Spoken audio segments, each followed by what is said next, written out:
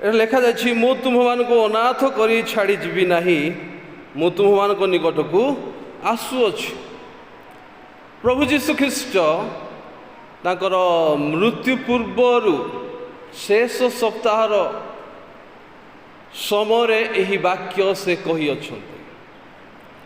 ହୁଏତ ଶିଷ୍ୟମାନେ ସେମାନେ ବିଚଳିତ ହେଉଥିବେ, ପ୍ରଭୁ ଯୀଶୁ ଆମମାନଙ୍କୁ ଛାଡ଼ିଯିବେ, ଆମମାନଙ୍କର ଆଗକୁ ଲିଡରସିପ୍ ଭାର କିଏ ସମ୍ଭାଳିବ, ଆମମାନଙ୍କ ଏଇ ୟୁନିଟିକୁ କିଏ ସମ୍ଭାଳିବ ପ୍ରଭୁଙ୍କ କାର୍ଯ୍ୟରେ।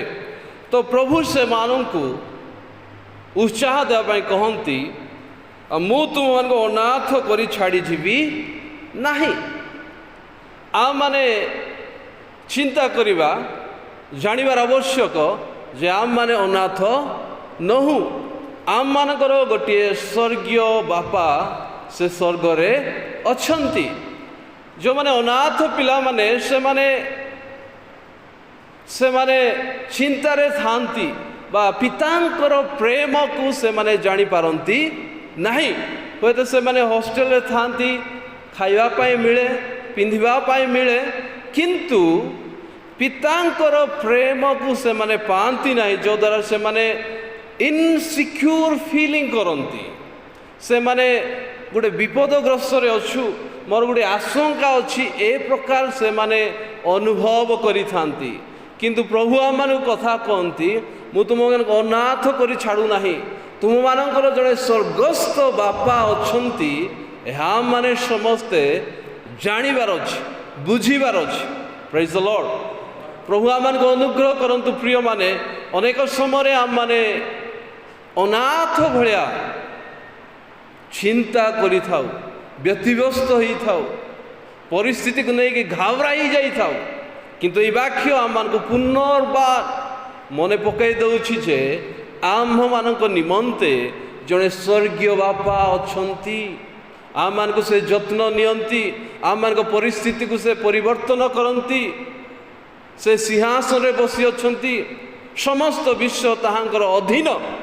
ଆମମାନଙ୍କର ବାପା ଆମମାନଙ୍କ ପାଇଁ ସବୁ ବିଷୟକୁ କରିବା ନିମନ୍ତେ ସେ ସକ୍ଷମ ଅଟନ୍ତି।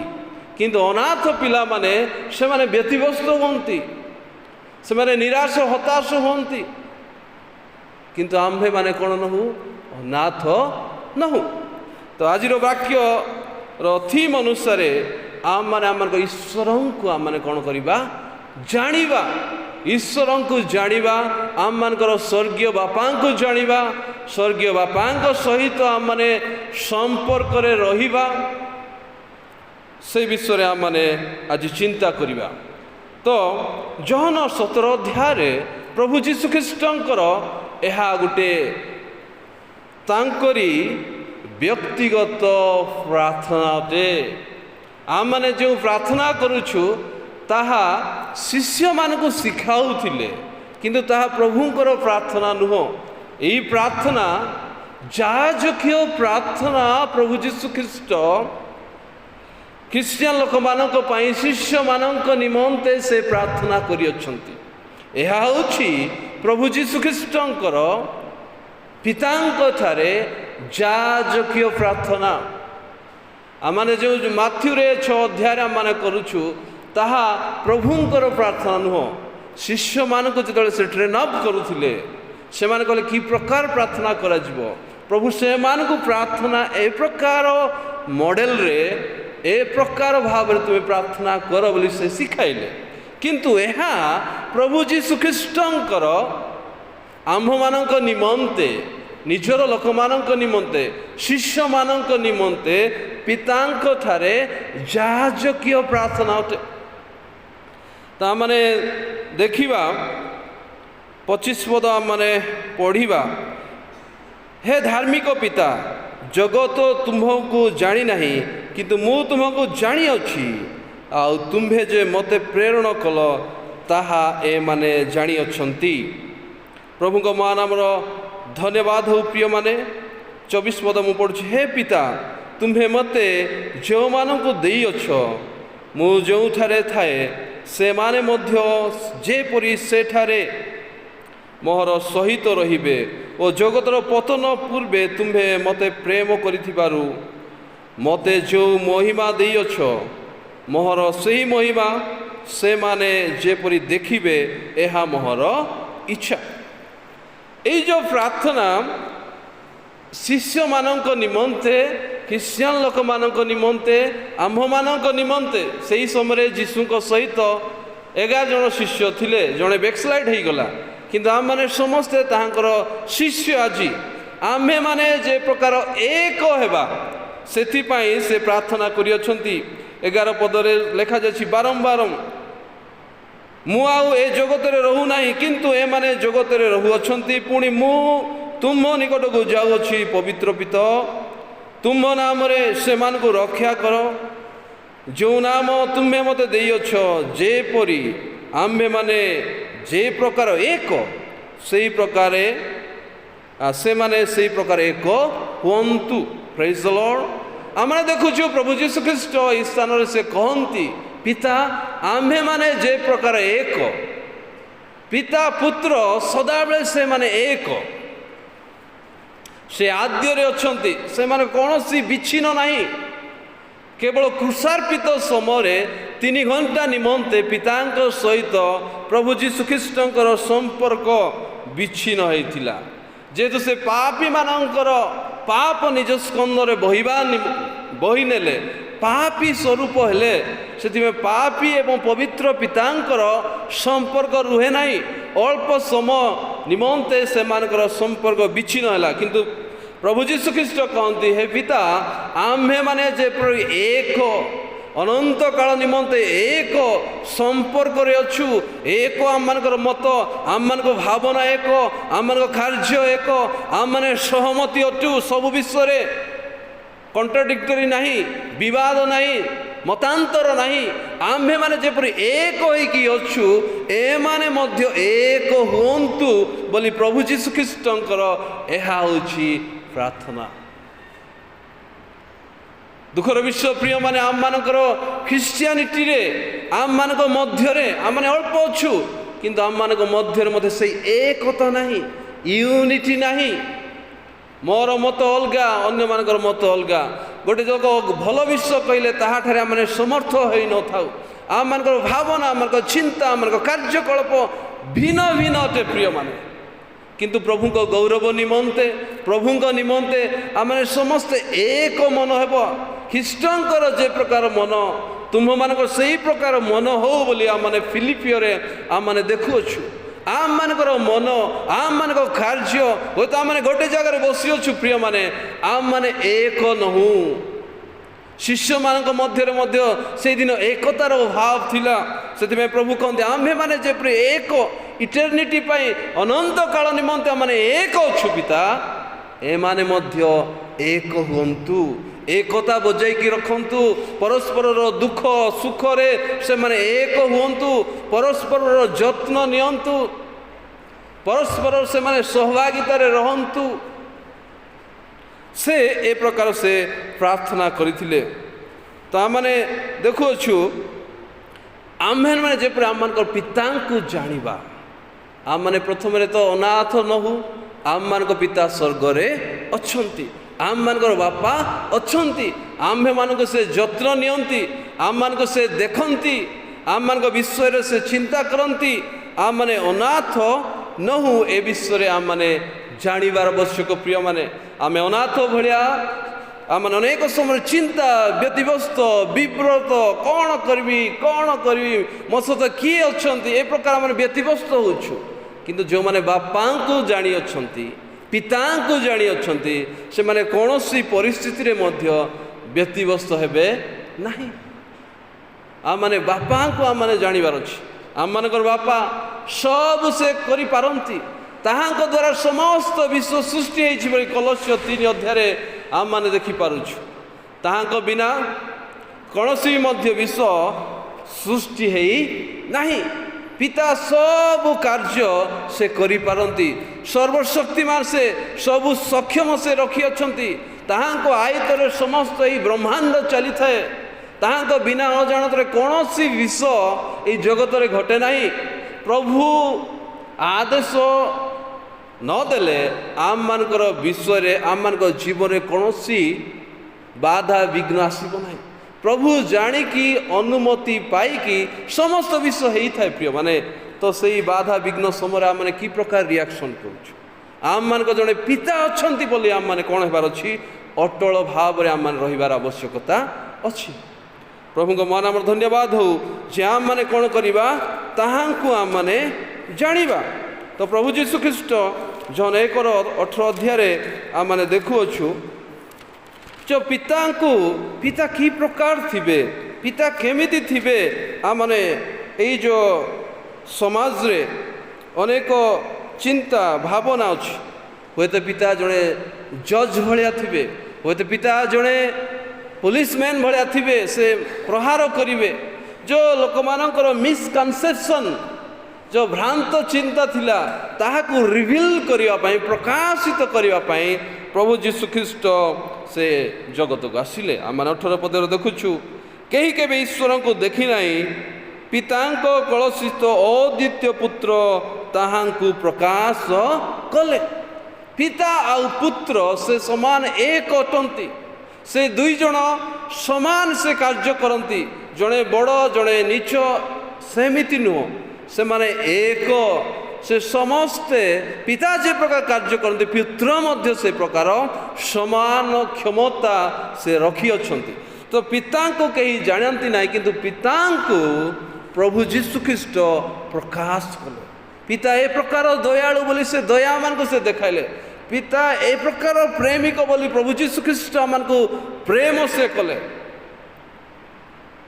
पिता ए प्रकार मनोजोगी तुम पाई बोली से आम मान को से मनोजोगी हेले एक्जाक्टली जिते आम प्रभु जीशु ख्रीष्ट को आम देखुछु पिता को आम जानी पारुछु कारण पिता को कहीं प्रकाश करना केवल पिता को प्रभु जीशु ख्रीष्ट प्रकाश कले आम अनेक प्रभु को देखा चाहूँ पिता को देखा चाहूँ जो मैंने जीशु ख्रीष्ट को देखती पिता को से माने देखती परमेश्वर को से माने देखती परमेश्वर गुण चरित्र क्वालिटी सक्षमता सब जीशु ख्रीष्ट ठारे परिपूर्ण है अच्छी जो पिता ए प्रकार अटंती से स्वर्ग अच्छी से दयालु से प्रेमिक आम को से जत्न नियंती आम को से क्षमा दियंती एक्जाक्टली पिता को आम मान मध्य से प्रकाश से प्रेमिक अटंती किंतु आम जो अबाध्य हो दुष्ट हो आम उत्तम पथरे आने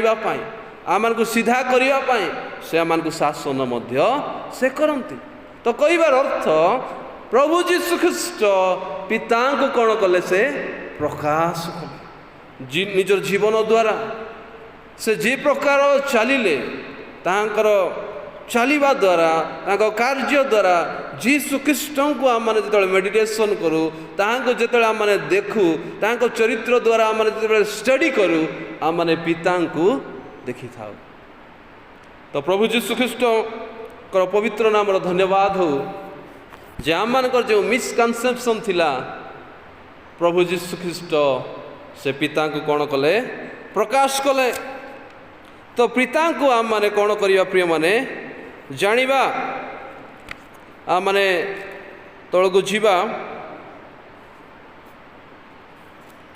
जो मैंने पिता को जानती से निमंते कौन हुए आईब 19 अध्याय लेखा जाए 25 पद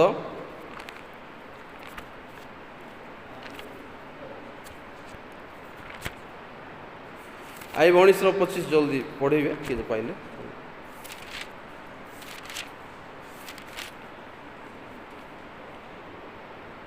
मात्र मु जाने जे मोहर मुक्तिकर्ता जीवित अटंती और शेष से पृथ्वी उपरे ठिया हेबे आईब से साक्ष्य दौरान जे मु जाने I know my redeemer is alive मोर मुक्तिकर्ता मोर त्राणकर्ता मोर उद्धारकर्ता से जीवित मु एहा जाने आईबों जीवन केते दुख केते कष्ट तांकर समस्त संपत्ति चलीगला तांकर पिला माने चलीगले तांकर शरीर माने देह असुस्थ हैला तांकर निजर बंधु माने आसी तांको परिहास कले ତାଙ୍କୁ ସାନ୍ତ୍ୱନାର ବାକ୍ୟ କହିବା ପରିବର୍ତ୍ତେ ସେମାନେ ବେଷ୍ଟ ଫ୍ରେଣ୍ଡ ଥିଲେ, କିନ୍ତୁ ତାଙ୍କୁ ପରିହାସ କଲେ। ହୁଏତ ତୁମେ ପାପ କରିଥିବ, ସେଥିପାଇଁ ତୁମର ପରିସ୍ଥିତି ଏ ପ୍ରକାର ଅଛି ବୋଲି ସେମାନେ ତାଙ୍କୁ ନିନ୍ଦା କଲେ। ସେହି ସମୟରେ ଆୟୋବ କହନ୍ତି, ମୁଁ ଜାଣେ, ଆଇ ନୋ, ମୁଁ ଜାଣେ। ଆମମାନେ ଯେ ଜାଣିଛୁ ନା ନାଇଁ ପ୍ରିୟମାନେ, ଆମେ ଜାଣିଛୁ କିନ୍ତୁ ନ ଜାଣିବା ଭଳିଆ ଆମମାନେ ହେଉଛୁ। ଆୟୋବଙ୍କ ଜୀବନ କେତେ ପରିସ୍ଥିତି ଖରାପ ଅଛି, ପରିସ୍ଥିତି ଭଲ ନାହିଁ। ତାଙ୍କର ସମସ୍ତ ବିଷୟ ଚାଲିଗଲା, ଶରୀରର ଦୁର୍ବଳତା, ଘା ପୂଜ ହୋଇଛି, ବଞ୍ଚିବାର ଆଶା ନାହିଁ। କିନ୍ତୁ ଶେଷ ପରିସ୍ଥିତିରେ ମଧ୍ୟ ସେ ବିଶ୍ୱାସକୁ ହରାଇ ନାହାନ୍ତି। ସେ କହନ୍ତି, ମୁଁ ଜାଣେ, ମୁଁ ଜାଣେ, ମାତ୍ର ମୁଁ ଜାଣେ ଯେ ମୋର ମୁକ୍ତିକର୍ତ୍ତା ଜୀବିତ, ମୋର ମୁକ୍ତିକର୍ତ୍ତା ଜୀବିତ। ମାଇ ରିଡିମର ଇଜ୍ ଆଲାଇଭ୍। ମୋର ମୁକ୍ତିକର୍ତ୍ତା ଜୀବିତ ଅଟନ୍ତି ଓ ଶେଷରେ ସେ ପୃଥିବୀ ଉପରେ ଠିଆ ହେବେ। ପ୍ରଭୁଙ୍କ ମାନ ଆମର ଧନ୍ୟବାଦ ହଉ। ପ୍ରିୟମାନେ, ଆମମାନେ ଯେତେବେଳେ ଏଇ କଠିନ ପରିସ୍ଥିତି ଦେଇକି ଯାଉଛୁ, ଆମମାନଙ୍କର ପ୍ରତିକ୍ରିୟା, ଆମ୍ଭମାନଙ୍କ କଥାବାର୍ତ୍ତା, ଆମମାନଙ୍କ ଭାଷା ଆଜି କି ପ୍ରକାର ଅଛି? ଆୟୋବଙ୍କ ଜୀବନରେ କେତେ କଠିନ ପରିସ୍ଥିତି, ବହୁତ ପରିସ୍ଥିତି ଖରାପ। କଥା କହିବାର ମାନେ ଜାଗତିକ ଲୋକ ହେଲେ କଥା କହିବେ ନାହିଁ, ମୋର ସରିଗଲା, ମୋର ଗଲା, ଆଉ କିଛି ନାହିଁ, ଆଶା ନାହିଁ, ଆଶା ବିହୀନ, ଆଶା ଶୂନ୍ୟ। କିନ୍ତୁ ଏହି ସମୟରେ ଆୟୋବ କହନ୍ତି, ମୁଁ ଜାଣେ।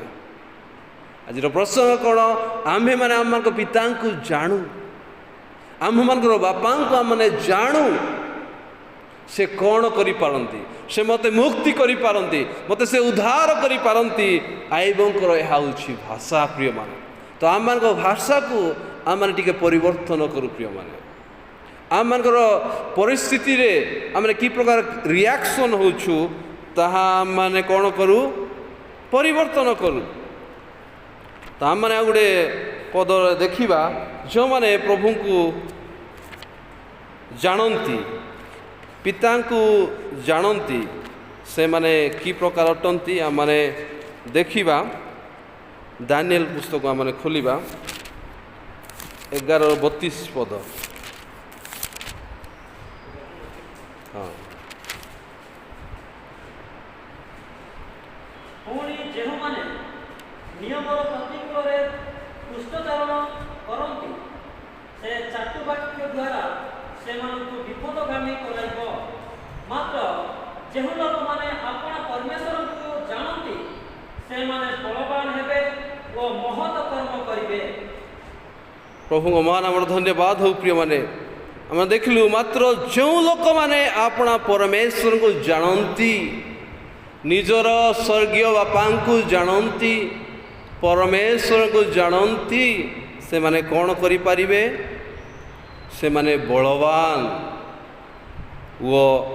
ବଳବାନ ହେବେ ଓ ମହତ୍ କର୍ମ କରିବେ।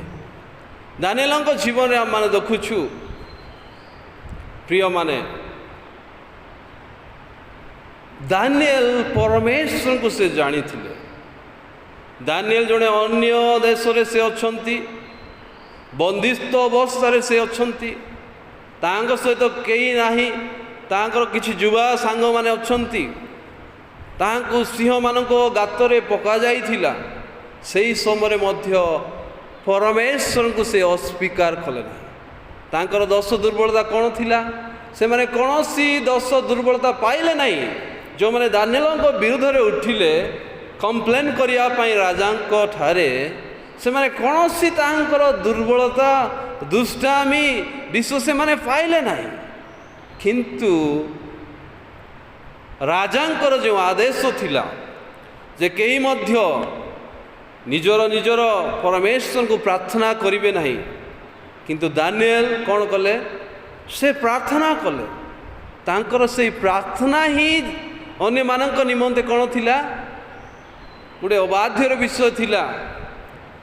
ଆଉ ତାହାକୁ ନେଇକି ସେମାନେ କମ୍ପ୍ଲେନ୍ କରୁଅଛନ୍ତି। ରାଜା କେବଳ ଦାନିଏଲ ଏଇ ଦିନ ଗୁଡ଼ିକରେ ପ୍ରାର୍ଥନା କରୁଅଛନ୍ତି, ତୁମର ସେ ପ୍ରତିମାକୁ ନିର୍ମାଣ କରିଥିବା ସେ ପ୍ରତିମାକୁ ସେ ମୁଣ୍ଡିଆ ମାରନ୍ତି ନାହିଁ। ସେ ଜୀବିତ ପରମେଶ୍ୱରଙ୍କ ଠାରେ ସେ ପ୍ରାର୍ଥନା କରନ୍ତି, ମତନସ୍ତକ ହୁଅନ୍ତି। ଏହା ହେଉଛି ତାଙ୍କର ଦୁଷ୍ଟାମି, ଏହା ହେଉଛି ସେ ପାପ କରିଅଛନ୍ତି। କିନ୍ତୁ ସେହି ସମୟରେ ଦାନିଏଲ କହିଲେ, ମୁଁ ଜାଣେ, ମୁଁ ଜାଣିଅଛି ଏ ସିଂହମାନଙ୍କ ମଧ୍ୟରୁ ରକ୍ଷା କରିବା ପାଇଁ ମୋର ପରମେଶ୍ୱର ସମର୍ଥ। ତ ସେ କହନ୍ତି ଦାନିଏଲଙ୍କ ଲେଖାରେ ସେ କହନ୍ତି ଯେଉଁମାନେ ମାତ୍ର ଯେଉଁ ଲୋକମାନେ ଆପଣ ପରମେଶ୍ୱରଙ୍କୁ ଜାଣନ୍ତି ସେମାନେ ବଳବାନ। ସେମାନେ କି ପ୍ରକାର? ସେମାନେ ବଳବାନ ହେବେ ଓ ମହତ୍ କର୍ମ କରିବେ।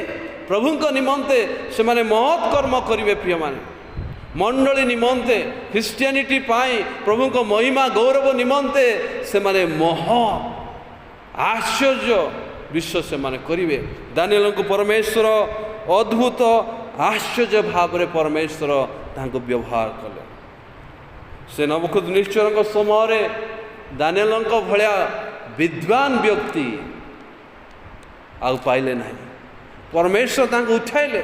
ଯେଉଁମାନେ ପରମେଶ୍ୱରଙ୍କୁ ଭୟ କରନ୍ତି, ଯେଉଁମାନେ ପରମେଶ୍ୱରଙ୍କୁ ଜାଣନ୍ତି, ଯେଉଁମାନେ ପରମେଶ୍ୱରଙ୍କୁ ପିତାଙ୍କୁ ସମ୍ମାନ ଦିଅନ୍ତି, ପରମେଶ୍ୱର ସେମାନଙ୍କୁ ସମ୍ମାନ ଦେବେ। ପରମେଶ୍ୱର ସେମାନଙ୍କୁ ଉଠାଇବେ। ପରମେଶ୍ୱର ସେମାନଙ୍କୁ ବଳବାନ କରିବେ। ତ ଆମମାନଙ୍କୁ ପରମେଶ୍ୱରଙ୍କୁ ଆମ୍ଭେମାନେ ଜାଣୁ, ଆମେମାନେ ଜାଣିବା ଅଛି, ସମ୍ପୂର୍ଣ୍ଣ ଜାଣିବାର ଅଛି। ଏବଂ ଆମମାନେ ସେଇ ପରିସ୍ଥିତିରେ ଆମମାନଙ୍କ ଭାଷା ଜଣେ ଜାଣିବା ବ୍ୟକ୍ତି ଭଳିଆ ଭାଷା ହେବାର ଆବଶ୍ୟକତା ଅଛି। ଆମମାନେ ସେଇ 17 ଅଧ୍ୟାୟରେ ଆମମାନେ ଯଦି ଯିବା, ଆମମାନେ ସେଇ ସମୟରେ ଜହନ 17 ଅଧ୍ୟାୟର ଦେଖୁଅଛୁ ଯେ ପ୍ରଭୁ ଯୀଶୁଖ୍ରୀଷ୍ଟଙ୍କର ପ୍ରାର୍ଥନା। ମୁଁ କେବଳ ଏମାନଙ୍କ ନିମନ୍ତେ ପ୍ରାର୍ଥନା କରୁନାହିଁ, ମାତ୍ର 20 ପଦ, ମାତ୍ର ଏମାନଙ୍କ ବାକ୍ୟ ଦ୍ୱାରା ଯେଉଁମାନେ ମୋ ଠାରେ ବିଶ୍ୱାସ କରନ୍ତି ସେମାନଙ୍କ ନିମନ୍ତେ ସୁଦ୍ଧା ପ୍ରାର୍ଥନା କରୁଅଛି, ଯେପରି ସେମାନେ ସମସ୍ତେ ଏକ ହୁଅନ୍ତି। ଏକ କେତେ? ବାରମ୍ବାର ୟୁନିଟି ବିଷୟ, ବାରମ୍ବାର ଏକତା ବିଷୟ ଆସୁଅଛି। 21 ପଦରେ ଯେପରି ସେମାନେ ସମସ୍ତେ ଏକ ହୁଅନ୍ତି, ହେ ପିତା ତୁମ୍ଭେ ଯେ ପ୍ରକାର ମୋ ଠାରେ ଅଛ ଓ ମୁଁ ତୁମ୍ଭଠାରେ ଅଛି, ସେମାନେ ମଧ୍ୟ ସେହି ପ୍ରକାରେ ଆମ୍ଭମାନଙ୍କ ଠାରେ ରୁହନ୍ତୁ, ଯେପରି ତୁମ୍ଭେ ମୋତେ ପ୍ରେରଣ କଲ ବୋଲି ଜଗତ ବିଶ୍ୱାସ କରେ। ଏ ବିଷୟରେ ଲେଖାଯାଇଛି ଏକ ହେବା ବିଷୟରେ, ଏକତା। ଆମମାନେ ଯେପରି ଏକ, ଏମାନଙ୍କ ମଧ୍ୟରେ ଏକତା ଆସୁ, ଶିଷ୍ୟମାନଙ୍କ ମଧ୍ୟରେ ଏକତା ଆସୁ, ଖ୍ରୀଷ୍ଟିଆନିଟିରେ ଏକତା ଆସୁ। ସେମାନେ ଏକ ହୋଇକି ସେମାନେ ନିର୍ମାଣ କରନ୍ତୁ ଈଶ୍ୱରଙ୍କ ରାଜ୍ୟ, ପରମେଶ୍ୱରଙ୍କ ଗୌରବ ନିମନ୍ତେ ସେମାନେ ଏକ ହୋଇକି କାର୍ଯ୍ୟ କରନ୍ତୁ। ଏହା ହେଉଛି ପ୍ରଭୁ ଯୀଶୁଖ୍ରୀଷ୍ଟଙ୍କର ଯାଜକୀୟ ପ୍ରାର୍ଥନା ପରମେଶ୍ୱରଙ୍କ ଠାରେ, ପିତା ଈଶ୍ୱରଙ୍କ ଠାରେ। ପ୍ରିୟମାନେ, ଆମମାନଙ୍କ ମଧ୍ୟରେ ଯେତେବେଳେ ଏକତା ଆଜି ନାହିଁ, ଯେ ପ୍ରଭୁ ଯୀଶୁଖ୍ରୀଷ୍ଟ କେତେ ଦୁଃଖୀ ହେଉଥିବେ। ଜଗତରେ ଥିବା ସମୟରେ, ତାଙ୍କର ମହାପ୍ରଣୟନ ସମୟରେ, ପୂର୍ବରୁ କୃଷାର୍ପିତ ହେବା ସମୟରେ, ଏଇ ଶେଷ ୱିକ୍ରେ ସେଇ କଥା କହନ୍ତି, ପ୍ରାର୍ଥନା କରନ୍ତି, ଏମାନେ ଯେପରି ଏକ ହେବେ ସେଥି ନିମନ୍ତେ ମୁଁ ପ୍ରାର୍ଥନା କରୁଛି ପିତା। ଆମ୍ଭେମାନେ ଯେପରି ଏକ, ଏମାନଙ୍କ ମଧ୍ୟରେ ଏକତା ଦେଖାଯାଉ, ଏମାନଙ୍କ ମଧ୍ୟରେ ଆଜି ୟୁନିଟି ଦେଖାଯାଉ, ଏମାନେ ମିଶିକି ଆଜି ଈଶ୍ୱରଙ୍କ କାର୍ଯ୍ୟ କରନ୍ତୁ, ଏମାନେ ମିଶିକି ଆଜି ଈଶ୍ୱରଙ୍କର ମହିମାନ୍ୱିତ ହୁଅନ୍ତୁ, ସେ ପ୍ରାର୍ଥନା କରୁଛି। ଏକତାର ଅଭାବ, ମଣ୍ଡଳୀରେ ଏକତାର ଅଭାବ, সোসাইটির একতার অভাব, জগতের একতার অভাব অছি, মানে একতার অভাব প্রিয় মানে। কিন্তু আমি দেখুছু আমার প্রভু ও পিতা ট্রিনিটি গড সে এক অটন্তি, ইউনিটি অটন্তি, একতা সে বজায় রখি অছন্তি এবং ইଟর্নিটি পাই অনন্ত কাল নিমন্তে সে এক। তো আম্ভে মানে যেপরি এক হেবা সেথিপাই প্রভুঙ্কর এহা প্রার্থনা। গালাতীয় 3:28 ଆମେ ଦେଖିବା,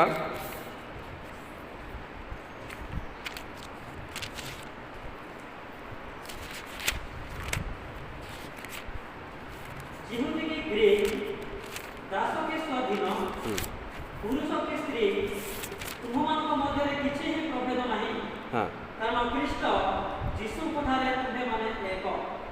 ଦେଖନ୍ତୁ ଲେଖାଯାଇଛି ଗାଲାତୀୟ 3:28, ग्रीक की जिहुदी की ग्रीक, दास की स्वाधीन, पुरुष की स्त्री, तुम मान मध्य किछि ही प्रभेद नहीं, धनी बा गरीब, गोरा बा कला।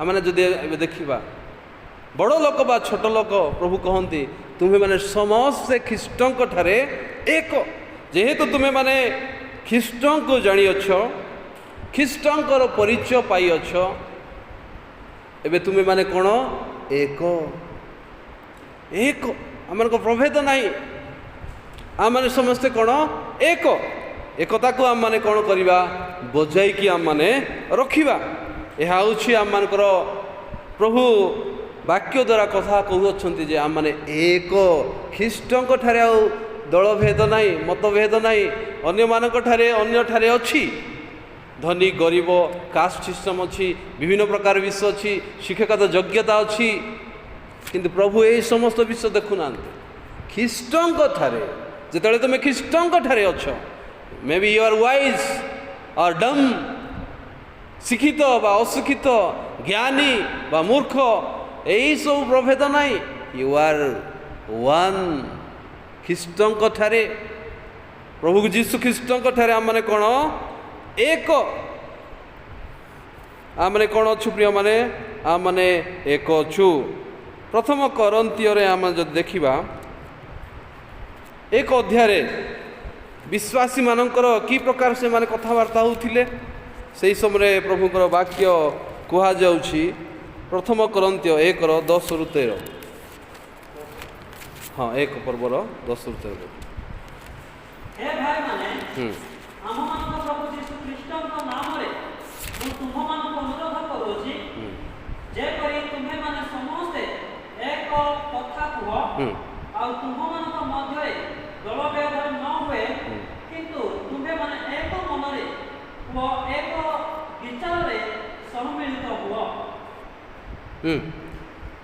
କାରଣ ହେ ମୋର ଭାଇମାନେ କ୍ଲାଇଣ୍ଟ ପରିଜନଙ୍କ ଠାରୁ ତୁମମାନଙ୍କ ସମ୍ବନ୍ଧରେ ମୋ ନିକଟରେ ଏହା ପ୍ରକାଶ ପାଇଅଛି ଯେ ତୁମମାନଙ୍କ ମଧ୍ୟରେ ବାଦ ବିବାଦ ଅଛି ମୋ କଥାର ଭାବ ଏହି ତୁମମାନଙ୍କ ମଧ୍ୟରୁ କେହି କେହି କହନ୍ତି ମୁଁ ପାଉଲଙ୍କର କେହି କେହି କହନ୍ତି ମୁଁ ଆପୋଲୋଙ୍କର କେହି କେହି କହନ୍ତି ମୁଁ କେଫାଙ୍କର ଆଉ କେହି କେହି କହନ୍ତି ମୁଁ ଖ୍ରୀଷ୍ଟଙ୍କର ଖ୍ରୀଷ୍ଟ କି ବିଭକ୍ତ ହୋଇଅଛନ୍ତି ତୁମମାନଙ୍କ ନିମନ୍ତେ କି ପାଉଲ କ୍ରୁଶରେ ହତ ହୋଇଥିଲା କିମ୍ବା ତୁମେମାନେ କି ପାଉଲ ନାମରେ ବାପ୍ତିସ୍ତ ହୋଇଥିଲ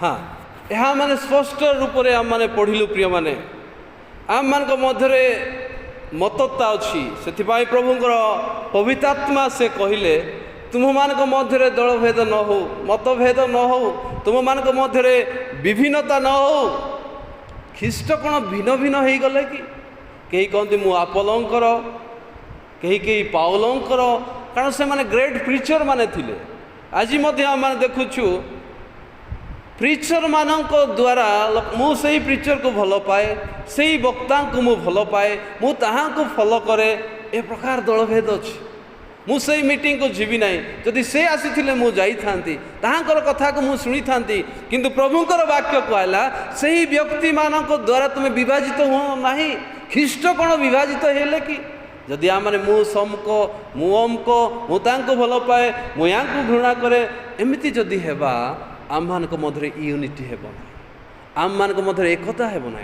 ख्रीस्टियानिटी दल दल हो जाउछि भेद हो जाउछि सेथिपा आम माने ख्रीष्टंकर सेथिपा आम माने एक आम माने हेबा आम मानक भावना आम मानक चिंता आम मानक कार्य आम माने एक हेबा निमंते प्रभु पुनर्बार आम मानकु तांको वाक्य द्वारा प्रिय माने से आम मानक कोन करूछंती जणाउछंती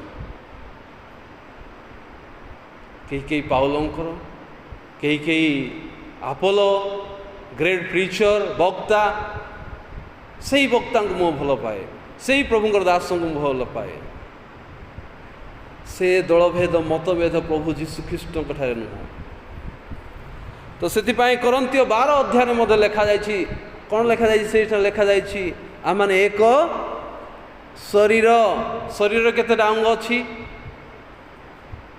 गोड़ अच्छी हाथ अच्छी मुंड अच्छी आखि अच्छी कर्ण अच्छी नाक अच्छी सब ए माने अंग गोटे गोटे अंग किंतु से माने ଗୋଟିଏ ଶରୀରରେ ସେମାନେ କ'ଣ ସଂଯୁକ୍ତ। ସେମାନେ ଯଦି ସଂଯୁକ୍ତ ହେବେ ନାହିଁ ସେମାନେ ଆଉ ବଞ୍ଚିପାରିବେ ନାହିଁ।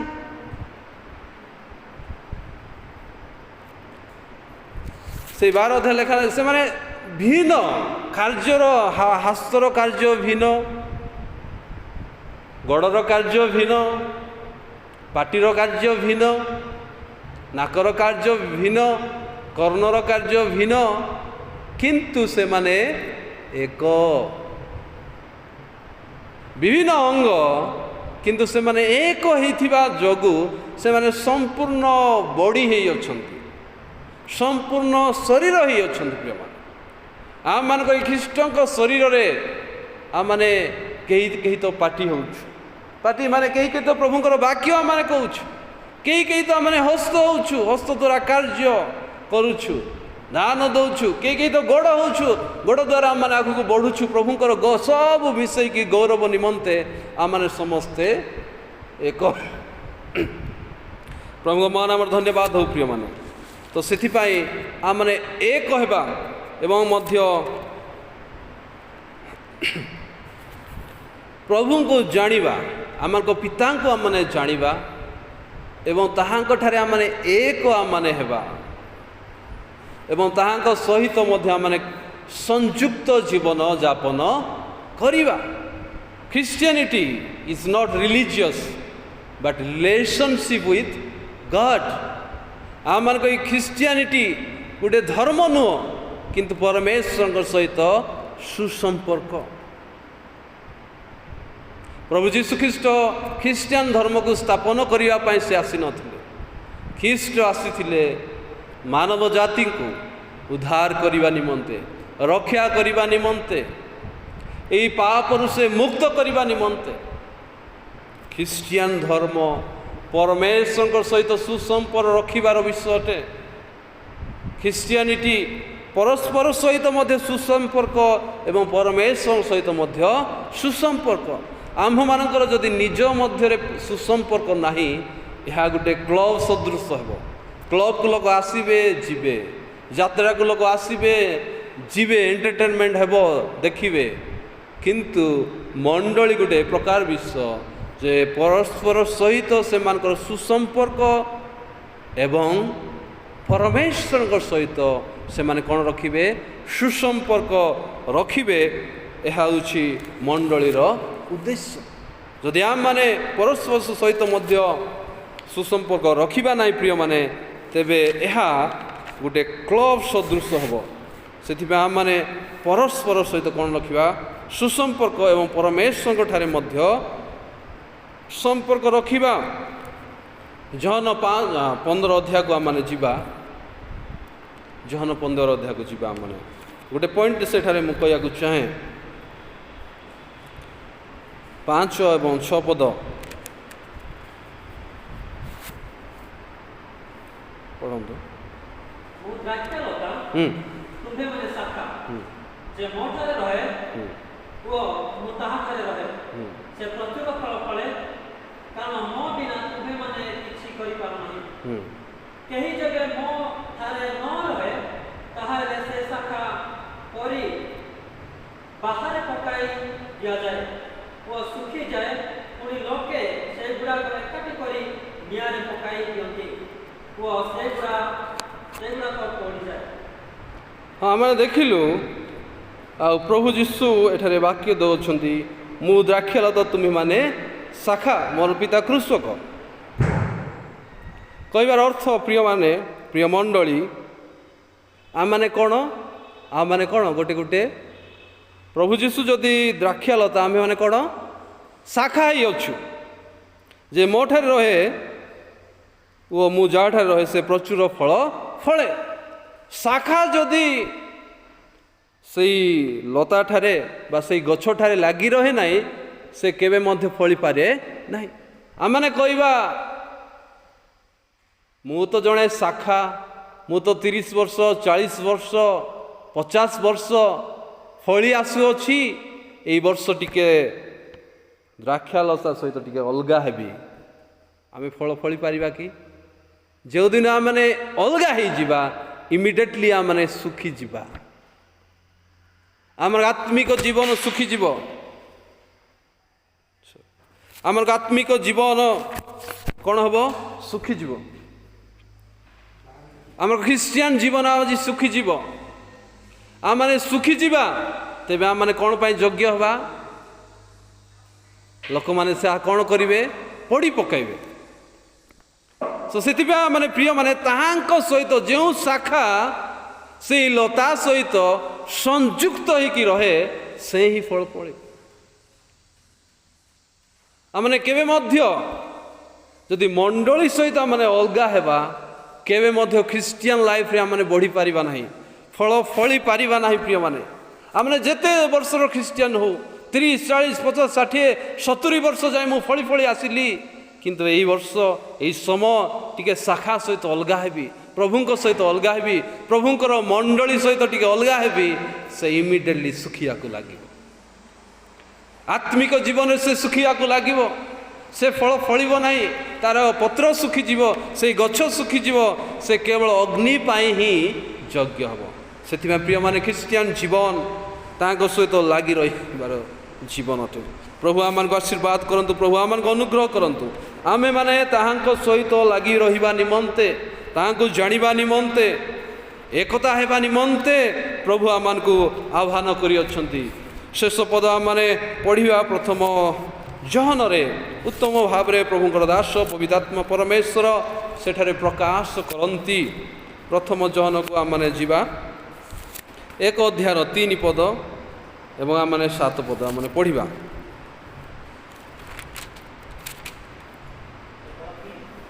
ଆଜ୍ଞା, ହଁ, ପଢ଼। ପ୍ରଥମ ଜହନ 1ର 3 ପଦ। ଯାହା ଆମ୍ଭେମାନେ ଦେଖିଅଛୁ ଓ ଶୁଣିଅଛୁ, ତାହା ତୁମମାନଙ୍କୁ ମଧ୍ୟ ଜଣାଉଅଛୁ, ଯେପରି ତୁମ୍ଭେମାନଙ୍କର ମଧ୍ୟ ଆମ୍ଭମାନଙ୍କ ସହିତ ସହଭାଗିତା ହୋଇପାରେ, ଆଉ ଆମ୍ଭମାନଙ୍କର ସହଭାଗିତା ପିତା ଓ ତାହାଙ୍କର ପୁତ୍ର ଯୀଶୁ ଖ୍ରୀଷ୍ଟଙ୍କ ସହିତ ଅଛି। ପ୍ରଭୁଙ୍କ ନାମର ଧନ୍ୟବାଦ ହଉ। ପ୍ରିୟମାନେ, ଆମମାନେ ଯାହାକୁ ଦେଖିଅଛୁ, ଶୁଣିଅଛୁ, ଯାହାଙ୍କ ସହିତ ରହିଅଛୁ, ସେଇ ତାହାଙ୍କ ବିଷୟରେ ଆମେ ତୁମମାନଙ୍କୁ ଜଣାଉଛୁ ଏବଂ ଆମମାନଙ୍କର ସହଭାଗିତା ତାହାଙ୍କ ସହିତ ଅଛି। ଆମମାନଙ୍କର ସହିତ ସହଭାଗିତା ହୋଇପାରେ, ଆଉ ଆମମାନଙ୍କର ସହଭାଗିତା ପିତା ଓ ତାହାଙ୍କର ପୁତ୍ର ଯୀଶୁ ଖ୍ରୀଷ୍ଟଙ୍କ ସହିତ ଅଛି। ତ ଆମମାନେ ଜଣାଇବାର କଥା ଏହା, ଆମେ ଯାହାକୁ ଜାଣିନାହୁଁ ତାହା ବିଷୟରେ ଜଣାଉନାହୁଁ। ଆମେ ଯାହାକୁ ଜାଣିଛୁ, ଶୁଣିଅଛୁ, ଦେଖିଅଛୁ, ରହିଅଛୁ, ତାଙ୍କ ସହିତ କାର୍ଯ୍ୟ କରିଅଛୁ, ତାହାଙ୍କ ବିଷୟରେ ପ୍ରଭୁ ଯୀଶୁଖ୍ରୀଷ୍ଟ ଏବଂ ପିତାଙ୍କ ବିଷୟରେ ଆମେ ଜଣାଉଅଛୁ, ଯଦ୍ୱାରା ତୁମ୍ଭମାନଙ୍କ ମଧ୍ୟ କ'ଣ ହେବ? ସହଭାଗିତା ରହିହେବ। ପ୍ରଭୁଙ୍କ ମହାନାମର ଧନ୍ୟବାଦ ହଉ। ପ୍ରିୟମାନେ, ପ୍ରଭୁ ଆମମାନଙ୍କୁ ଆଶୀର୍ବାଦ କରନ୍ତୁ, ପ୍ରଭୁ ଆମମାନଙ୍କୁ ଅନୁଗ୍ରହ କରନ୍ତୁ। ଆଉ ଯେଉଁମାନେ ପ୍ରଭୁଙ୍କ ସହିତ ସହଭାଗିତାରେ ରହନ୍ତି, ସଂଯୁକ୍ତ ଜୀବନ ଅର୍ଥ ତାଙ୍କ ସହିତ ଫେଲୋସିପ୍, ତାଙ୍କ ସହିତ ସହଭାଗିତାରେ ରହିବା, ତାହାଙ୍କୁ ଆମେ ଜାଣିବା, ଏକତାକୁ ଆମେ ବଜାଇ ରଖିବା। କାରଣ ଖ୍ରୀଷ୍ଟ ସେ ଭିନ୍ନ ହୋଇନାହାନ୍ତି, ସେ ବିଭିନ୍ନ ହୋଇନାହାନ୍ତି, ଭାଗ ଭାଗ ହୋଇନାହାନ୍ତି। ଖ୍ରୀଷ୍ଟଙ୍କ ଠାରେ ଆମେ ସମସ୍ତେ ଏକତାକୁ ବଜାଇ ରଖିବା ନିମନ୍ତେ ପ୍ରଭୁ ପ୍ରାର୍ଥନା କରୁଅଛନ୍ତି। ଆମେମାନେ ତାହାଙ୍କୁ ଜାଣିବା, ଯେହେତୁ ପ୍ରଭୁ ଯୀଶୁଖ୍ରୀଷ୍ଟ ପିତାଙ୍କୁ ପ୍ରକାଶ କଲେ।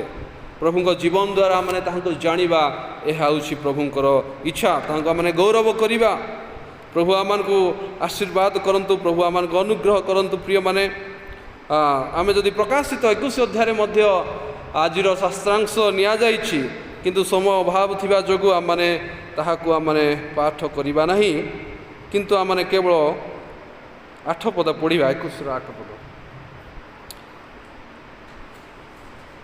21-8 ପଦ। କିନ୍ତୁ ଯେଉଁମାନେ ଭୀରୁ, ଅବିଶ୍ୱାସୀ, ଘୃଣ୍ୟ, କଳଙ୍କିତ, ନରଘାତକ, ବ୍ୟଭିଚାରୀ, ମାୟାବୀ ଓ ପ୍ରତିମା ପୂଜକ, ସେମାନେ ଓ ସମସ୍ତ ମିଥ୍ୟାବାଦୀ ଅଗ୍ନି ଓ ଗନ୍ଧକ ପ୍ରଜ୍ୱଳିତ ହ୍ରଦରେ ଅଂଶ ପାଇବେ।